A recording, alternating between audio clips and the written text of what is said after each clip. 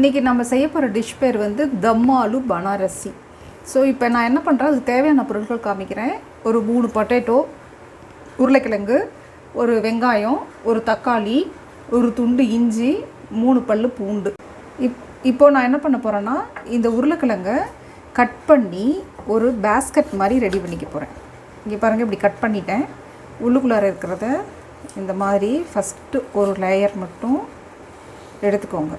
இந்த உள்ளேருந்து எடுக்கிற உருளைக்கிழங்கை நீங்கள் வேஸ்ட் பண்ணுவீங்களான்னு கேட்டால் கிடையாது. அதை வந்து இந்த உருளைக்கிழங்கோட ஸ்டஃபிங்க்கு நான் யூஸ் பண்ணிக்க போகிறேன்.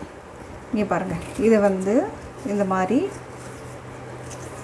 எடுத்து குடஞ்சி எடுத்துடணும்.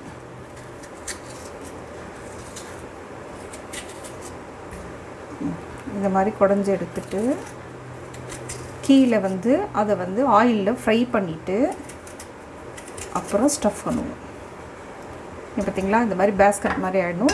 இது நல்லா இப்படி உட்கார்றதுக்கு இந்த இடத்த வந்து கீழே மட்டும் லைட்டாக இந்த மாதிரி கட் பண்ணிவிடுங்க. கட் பண்ணிவிட்டு அதுக்கப்புறம் பீல் பண்ணுங்கள்.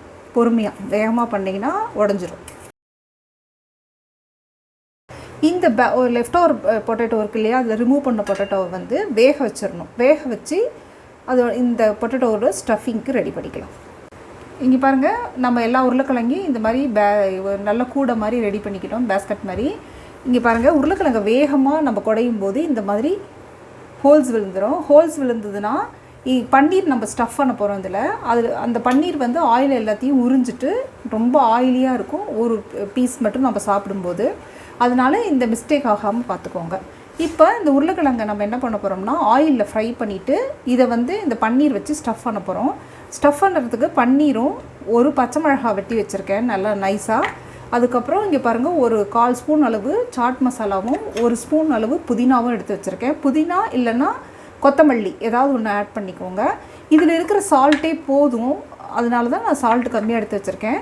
இப்போ நான் குடஞ்சி எடுக்கும்போது இந்த பொட்டேட்டோ இதில் இருந்ததெல்லாம் வந்து லெஃப்ட் ஓவர் இருந்தது பார்த்திங்களா, அது எல்லாத்தையும் பாயில் பண்ணி வச்சுருக்கேன். இந்த பாயில் பண்ணினா இந்த உருளைக்கிழங்கையும் இந்த பன்னீரையும் சேர்த்து ஒன்றா மசிச்சு இந்த பச்சை மிளகாயெல்லாம் சேர்த்து மசிச்சு இதுக்குள்ளே ஸ்டஃப் பண்ண போகிறோம். நான் இப்போ வந்து நம்ம ஆயிலை கொஞ்சம் லைட்டாக ஹீட் பண்ணிப்போம். ஹீட் பண்ணிவிட்டு கொஞ்சம், அதாவது கை பொறுக்கிற சூடு இருந்ததுன்னா போதும். அப்போ வந்து நம்ம உருளைக்கிழங்கை எடுத்து நம்ம வந்து பேஸ்கட் மாதிரி ரெடி பண்ண உருளைக்கிழங்கை இது ஆயிலில் லைட்டாக ஃப்ரை பண்ணிப்போம். அப்போ வந்து உங்களுக்கு இது வேக வச்சு கூட செய்யலாம். வேக வைக்கும்போது டக்குன்னு நம்ம ஸ்டஃப் பண்ணிவிட்டு கிரேவியில் போடும்போது உடஞ்சிரும். அதனால நான் ஆயிலில் ஃப்ரை பண்ணிக்கிறேன். ஆயிலே உங்களுக்கு வெந்துடும். அப்புறம் கிரேவியில் ஒரு 2 மினிட்ஸ் வைக்கும்போது அந்த மசாலாலாம் உறிஞ்சிக்கும்.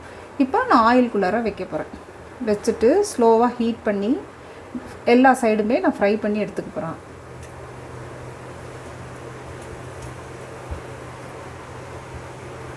இதில் வந்து தண்ணி இல்லாமல் பார்த்துக்கோங்க. தண்ணி இருந்ததுன்னா தெரிக்கும் உங்களுக்கு மேலே. தண்ணி இல்லாமல் ஒரு நல்லா தொடச்சிடுங்க. ஒரு டவல் வச்சு தொடச்சிட்டு அதுக்கப்புறம் நீங்கள் வந்து ஆயிலில் போட்டு ஃப்ரை பண்ணுங்கள்.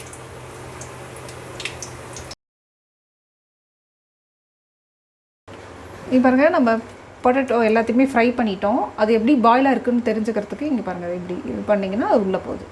இதுதான் உங்களுக்கு பாயிலாக இருக்கா இல்லையான்னு தெரியும். ஸோ அடுத்தது பார்த்திங்க அப்படின்னு சொன்னால் இதில் வந்து நான் ஸ்டஃப் பண்ண போகிறேன். இங்கே பாருங்கள், நான் எடுத்து வச்சுருக்க பன்னீர், பச்சை மிளகா, ஒரு 1/2 ஸ்பூன் வெங்காயம், எடுத்து வச்சுருக்க சாட் மசாலா, புதினா. நான் என்கிட்ட கொத்தமல்லி இல்லை, அதனால புதினா போட்டிருக்கேன்.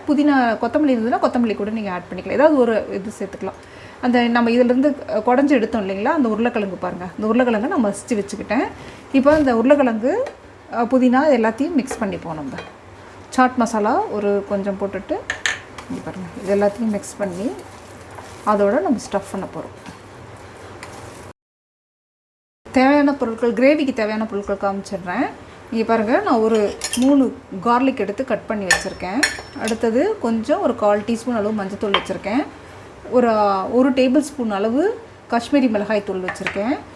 ஒரு 1/4 டேபிள் ஸ்பூன் அளவுக்கு நான் வந்து சீரகத்தை வறுத்து அரைச்சி பவுடர் பண்ணி வச்சுருக்கேன். ஒரு குட்டி சின்ன வெங்காயத்தை கட் பண்ணி எடுத்து வச்சுருக்கேன். அப்புறம் ஒரு 1.5 டேபிள் ஸ்பூன் அளவுக்கு தயிர் எடுத்து வச்சுருக்கேன். அப்புறம் நான் வந்து ப்ரீவியஸ் வீடியோவில் பார்த்தீங்கன்னா பேசிக் எல்லோ கிரேவியும் டொமேட்டோ கிரேவியும் ரெடி பண்ணி காமிச்சிருக்கேன். இதுதான் இதுக்கு மெயின் இன்க்ரீடியன்ஸே. இப்போ இந்த இன்க்ரீடியன்ஸ் வச்சு தான் நம்ம கிரேவி ரெடி பண்ணுறோங்க. இந்த மாதிரி சாஸ் பேன் எடுத்து வச்சுக்கிட்டு ஆயில் ஒரு 2 ஸ்பூன் அளவு ஆயில் போடுங்க. ஆயில் போட்டாச்சு. கார்லிக்கை ஃபஸ்ட்டு போட்டு சாட்டே பண்ணிக்கோங்க.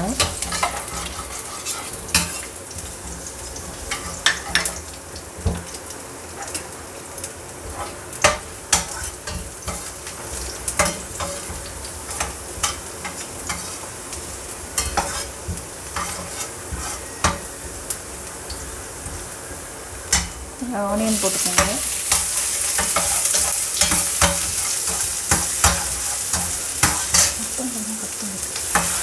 ஆனியன் நல்லா வதங்கட்டும், கோல்டன் ப்ரௌன் ஆகட்டும். அதுக்கப்புறம் நம்ம மற்ற இன்க்ரீடியன்ட்ஸ் ஆட் பண்ணுவோம். பாருங்க, ஆனியன் நல்லா ப்ரௌன் ஆகிடுச்சு. இதில் கொஞ்சம் மஞ்சத்தூள் போட்டுக்கலாம். அப்புறம் எல்லோ கிரேவி எடுத்து வச்சுக்கோம்ல, அதை போடுவோம்.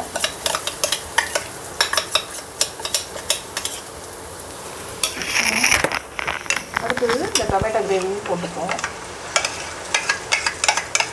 இப்போது நம்மக்கிட்ட எல்லோ கிரேவி டொமேட்டோ கிரேவி ரெண்டும் இல்லை அப்படின்னா நமக்கு வந்து டொமேட்டோ, ஆனியன், கேஷ்நட் பேஸ்ட்டு எல்லாத்தையும் ரெடி பண்ணணும் தனித்தனியாக. இப்போ நமக்கு வந்து ஈஸியாக நமக்கு கிரேவி 2 கிரேவியும் ரெடியாக இருக்குது. அதனால நம்ம டக்குன்னு ஆட் பண்ணி நம்ம கிரேவி ரெடி பண்ண போகிறோம். இது ஒரு 2-3 மினிட்ஸ் வதங்கட்டும் நல்லா. அப்போ வந்து நம்ம எடுத்து வச்சுருக்க ஜீரா பவுடர்,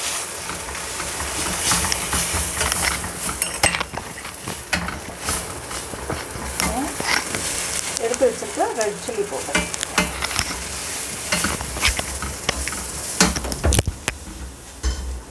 இது பாருங்கள் நல்லா கிரேவி வதங்கிடுச்சு. இப்போ அது கொஞ்சம் ஒரு 3/4 டம்ளர் அளவு தண்ணி ஊற்றுறோம்.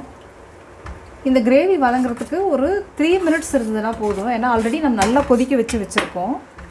இப்போ பாருங்கள் நல்லா ஒரு 2 மினிட்ஸ் கொதிக்கிட்டோம். அதுக்கப்புறம் இன்னும் கொஞ்சம் தண்ணி ஆட் பண்ணிவிட்டு நம்ம எடுத்து வச்சுருக்க தயிரை ஆட் பண்ணுவோம்.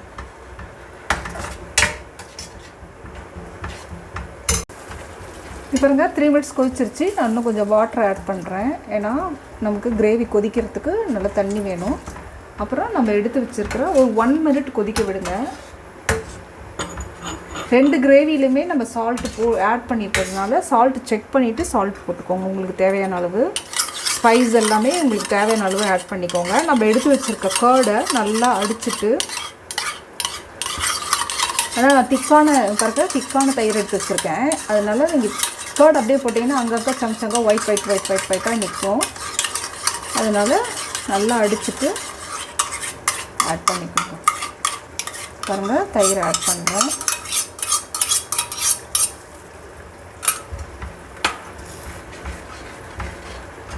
தயிர் நல்ல ஃப்ளேவர் கொடுக்குறதுக்கு.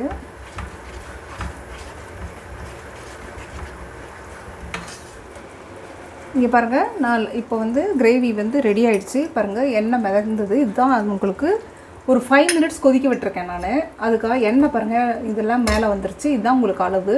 இப்போ நான் 1/4 டீஸ்பூன் அளவுக்கு, இங்கே பாருங்கள் 1/4 டீஸ்பூன் அளவுக்கு நான் வந்து கரம் மசாலா ஆட் பண்ணுறேன்.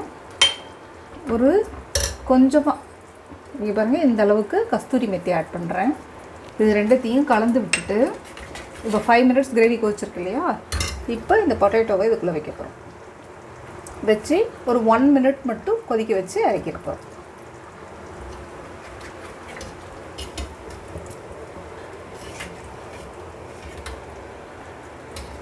இது 1 மினிட் அப்படியே கொதிக்கிட்டுங்க. கொதித்த வாட்டி நம்ம இறக்கிடுவோம்.